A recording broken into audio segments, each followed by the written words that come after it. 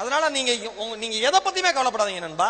உங்க தலைமுறையில நீங்க வாழ்ந்து, நான் பெருமையா சொல்லுவேன், நான் சம்பாதிச்ச எங்க அப்பா அம்மா கார் வாங்கி கொடுத்தேன், நான் சம்பாதிச்ச எங்க அப்பா அம்மாக்கு வீடு வாங்கி கொடுத்தேன்.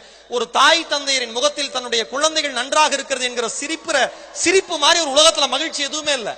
ஒரு சின்ன விஷயம் சொல்றேன், 2 பேரை நீங்க வாழ்க்கையில ஏமாத்த ட்ரை பண்ணாதீங்க. என்னோட எக்ஸ்பீரியன்ஸ்ல சொல்றேன். அம்மா அப்பா, வழக்கமா அம்மாவோட அன்பு எல்லாருக்குமே தெரியும். ஆனா அப்பாக்களின் அன்பை பற்றி இந்த உலகம் பெரிதாக பேசுவது கிடையாது. அப்பாக்களின் அன்பு அம்மாவின் அன்பை விட 1000 மடங்கு பெரியது என்பதை அப்பாவை நேசிப்பவர்களுக்கு நன்றாக தெரியும். ஒரு குழந்தைய ஒரு அம்மா தன்னுடைய இடுப்புல வச்சு தூக்குவாங்க, கட்டி அணைச்சுக்குவாங்க. ஏன்னா தன் குழந்தை, என்னோட கரங்கள்ல இருந்து வெளியில போயிடக்கூடாது, அவனை பாதுகாப்பா வளர்க்கணும் அப்படின்னு.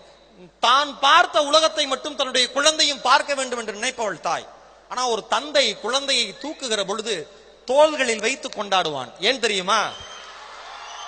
தான் பார்க்காத உலகத்தை கூட என் குழந்தை பார்க்க வேண்டும் என்று நினைப்பவன் தந்தை. அம்மா வாழ்க்கை முழுக்க நமக்காகவே தேஞ்சு தேஞ்சு தேஞ்சு தேஞ்சு காஞ்சு ஓஞ்சு போன ஒரு உடம்பு. தாய்க்கும் தந்தைக்கும் தயவு செய்து ஏமாத்தணும்னு நினைக்காதீங்க. அந்த 2 பேரையும் அவங்ககிட்ட போய் சொல்லணும்னு நினைக்காதீங்க. இன்னொன்னு, ஆசிரியர்கள், தாய் தந்தை ஆசிரியர்களை மறந்த எந்த மாணவனும் வாழ்க்கையில சாதனையானதா மாறினதே இல்லை.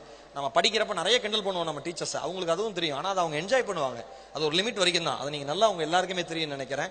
ஏன்னா ஆசிரியர்களை மதிச்சவர் தான் அப்துல் கலாம். அவர் ஜனாதிபதியா பதவியேற்ற அடுத்த நிமிஷம் யாருக்கு நன்றி சொல்ல விரும்புறீங்கன்னு கேட்டப்ப அவங்க அம்மா அப்பாக்கு சொல்லல, பெரியப்பாக்கு சொல்லல, பெரியமாக்கு சொல்ல, சகோதரிக்கு சொல்லல. யாருக்கு தெரியுமா சொன்னாரு? ஆரம்ப காலகட்டத்தில் என்னுடைய பள்ளி படிப்பு தடைப்பட்ட பொழுது என்னுடைய பள்ளி கல்வி கட்டணத்தை செலுத்தி என்னை அடுத்த நிலைக்கு உயர்த்தி விட்ட அப்பா